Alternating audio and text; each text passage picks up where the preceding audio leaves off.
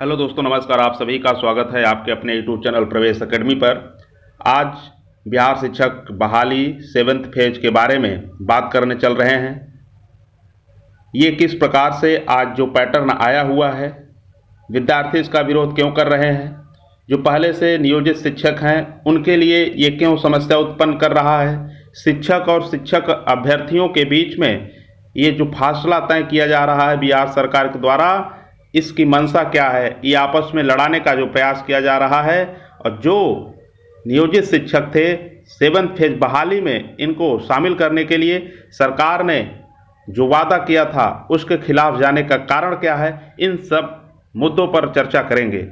आज विद्यार्थियों के अंदर आक्रोश क्यों है, आक्रोश का कारण क्या है, और जो इन्होंने 3 लाख बहाली की बात किया था और टोटल 10 लाख शिक्षकों और तमाम विभागों को मिलाकर के नौकरी देने का जो वादा और जो दावा किया था, उस दावे का क्या हुआ, इन सब पर बात करेंगे।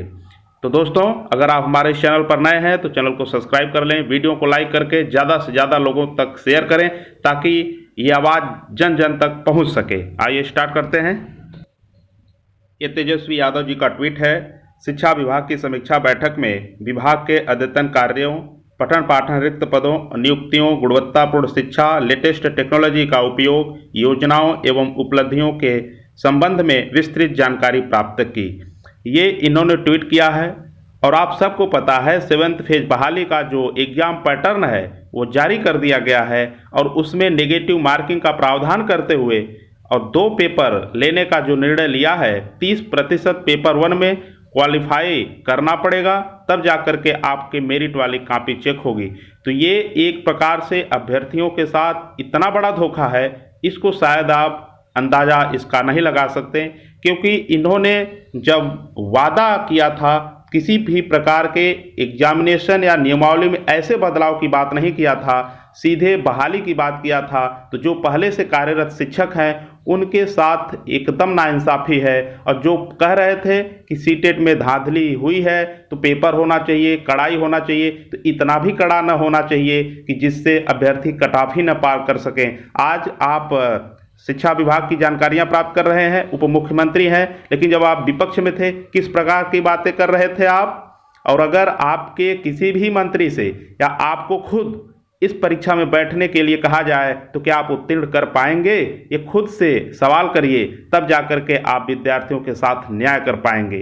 तो दोस्तों, ये किस प्रकार से अन्याय हो रहा है, अगर आप शांत रहते हैं तो निश्चित तौर पर ये आपके अधिकारों का हनन होगा। इसके पहले भी जब इन्होंने 3 लाख की जगह 1,78,000 लाया और तमाम बदलाव की बात किया, तब आप सड़कों पर नहीं आए। जब सीटें की बात की जा रही थी, 6 से 8 तक सीट, इतने कम क्यों हुए, इस पर आप आवाज़ नहीं उठाए। हर जगह आपकी खामोशी ही आपके पतन का कारण बनती जा रही है और ये सरकार आपकी बातों के साथ, आपके जज्बातों के साथ खेलने का प्रयास कर रही है। आपके बातों को न सुन करके आप पर सारी योजनाएं थोपने का कार्य कर रहे हैं। बीपीएससी के थ्रू पेपर ले रहे हैं, सीधे पीसीएस लेवल, आईएएस लेवल का पेपर बना दिए, पूरा पैटर्न बना दिए, सिर्फ इंटरव्यू बाकी है। हम तो कहते हैं अगर आप सहन रखते हैं, सहन क्षमता है आपके अंदर, तो ये इंटरव्यू भी रख दें, उसको भी आप पास करिए। तो किस प्रकार से लोगों के आक्रोश हैं इसको भी देखेंगे और इन तक जो बातें पहुंचाई जा रही हैं, क्या ये इस पर संशोधन करेंगे, इन पर भी चर्चा होनी चाहिए, मंथन होनी चाहिए और इनको अपने बयानों को, अपने नियमावली को वापस लेते हुए पुराने घोषणा पत्र को देखना चाहिए कि किस प्रकार का हमने दावा और वादा किया था। ये देखते हैं कि इनके ट्वीट पर और इनके इस नियमावली पर लोगों के रिएक्शन क्या हैं। तो ये ट्वीट है, इनके ट्वीट किए हुए पर रिप्लाई दिया गया है।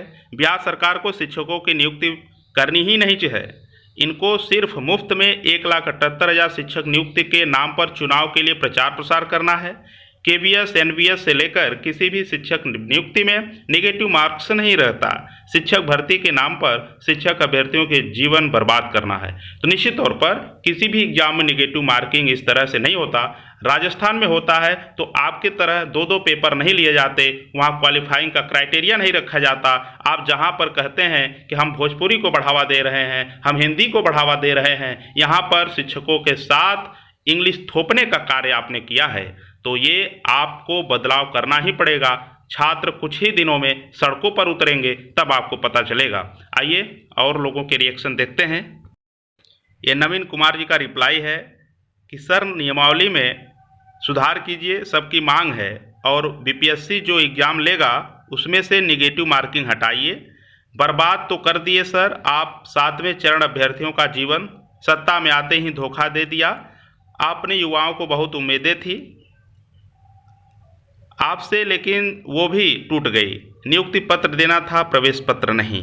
तो आपने सिर्फ प्रवेश पत्र देने का कार्य किया है और नियुक्ति पत्र देने की मंशा ही नहीं दिख रही है, क्योंकि जो नियमावली आप ला रहे हैं, एक तो नेगेटिव मार्किंग, ऊपर से क्वालिफाइंग, ऊपर से इंग्लिश भी उसमें है, तो ये उन अभ्यर्थियों के साथ धोखा है, उन अब शिक्षकों के साथ धोखा है जो इसकी राह को आसानी पूर्वक लेना चाहते थे और इस राह में आकर के, इस नियमावली में आकर के अपने आप को सुदृढ़ पाना चाहते थे। जिस प्रकार से आप ये एग्जाम लेना चाहते हैं उस प्रकार से आप वेतन भी नहीं दे रहे हैं।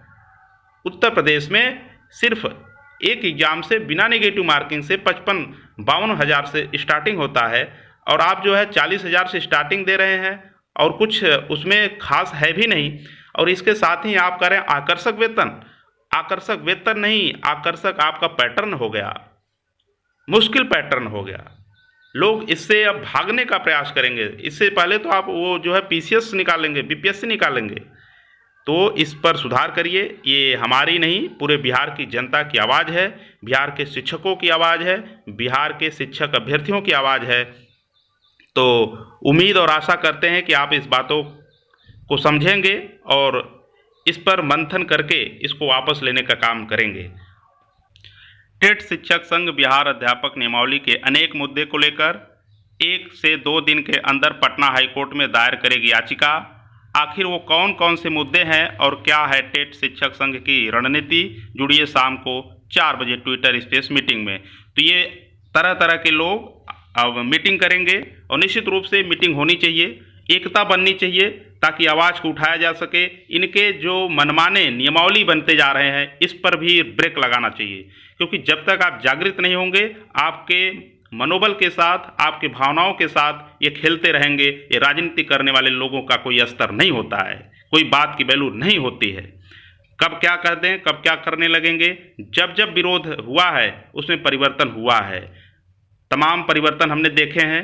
अगर आप लोगों ने आवाज़ उठा दिया तो निश्चित तौर पर यकीन मानिए कि आपके जो जो सपने हैं वो सब साकार होंगे। अगर आप आज चुप रहते हैं तो आगे आप देखेंगे रिजल्ट में भी ऐसा ही होगा।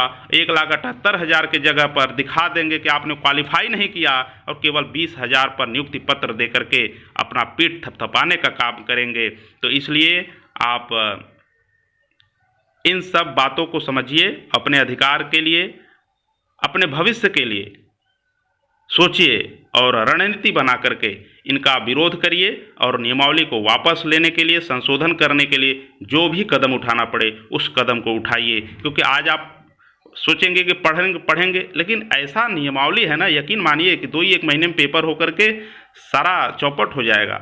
आपके हाथ में सिर्फ प्रवेश पत्र ही रह जाएगा। तो अब इनके घोषणा पत्र को देखते हैं कि इन्होंने क्या घोषणा किया था। तो ये तेजस्वी यादव जी का उस वक्त का घोषणा पत्र था जब ये सत्ता से बाहर थे। तो प्रण हमारा संकल्प बदलाव का तेजस्वी यादव का ये है घोषणा पत्र के मुख्य बिंदु। कुल 10 लाख नौकरियों की समयबद्ध बहाली की प्रक्रिया पहली ही कैबिनेट बैठक में पहले दस्तावेज के साथ शुरू होगी। विकास से उपेक्षित सीमांचल और कोसी क्षेत्रों में सर्वांगीण विकास के लिए हिमाचल विकास आयोग, कोसी विकास आयोग का गठन किया जाएगा। मिथिलांचल में जननायक कर्पूरी ठाकुर के नाम पर विश्वविद्यालय की स्थापना की जाएगी। संविदा प्रथा को समाप्त कर नियोजित शिक्षकों को अस्थायी कर समान काम समान वेतन दिया जाएगा और सभी विभागों में निजीकरण को समाप्त किया जाएगा। ये समझने की बात है। इसमें ये कहीं नहीं कहे हैं कि हम उसमें बदलाव करेंगे, नया एग्जामिनेशन पैटर्न बना करके उसमें शामिल करा के परीक्षा लेकर के तब बहाल करेंगे। ये सीधा कहे हैं कि संविदा प्रथा को समाप्त कर नियोजित शिक्षकों को अस्थायी कर समान काम समान वेतन दिया जाएगा। तो इसमें तो जो संविदा शिक्षक थे वो बेचारे भोले भाले, उन्होंने समझ लिया कि हमको सीधा अस्थाई कर देंगे। उन्होंने आपको चुन लिया और आपने उनको क्या दिया? सिर्फ धोखा। और धोखा सिर्फ एक बार दिया जाता है और एक बार धोखा पाने वाला व्यक्ति दोबारा उस धोखे में, उस झांसे में नहीं पड़ता है। इसलिए अभी भी समय है, इस नियमावली में सुधार करिए। जो नियोजित शिक्षक हैं, जो संविदा कर्मी हैं, उनको बिना किसी शर्त पर, बिना किसी परीक्षा के लिए, बिना परीक्षा पैटर्न को उनको दिखाए, बिना परीक्षा एग्जाम हॉल में बैठाए, उनको आप अस्थाई नियुक्ति दीजिए, उनको समान वेतन दीजिए, उनके साथ धोखा न करिए। जो बात आपने कहा था उस पर खरा उतरने का प्रयास करिए। तो दोस्तों, मिलते हैं नेक्स्ट वीडियो में। ये लड़ाई किसी एक की नहीं है, चाहे वो संविदा कर्मी हो, चाहे वो नई शिक्षक भर्ती के नए अभ्यर्थी हों, ये सबके लिए लड़ाई बराबर है। सबको मिलकर के लड़ना पड़ेगा। मिलते हैं नेक्स्ट वीडियो में। आपकी आवाज़ को उठाता रहूँगा। बस इस चैनल को सब्सक्राइब करिए, वीडियो को अधिक से अधिक लोगों तक शेयर करिए ताकि अधिक से अधिक लोग जुड़ सके। धन्यवाद। जय हिंद।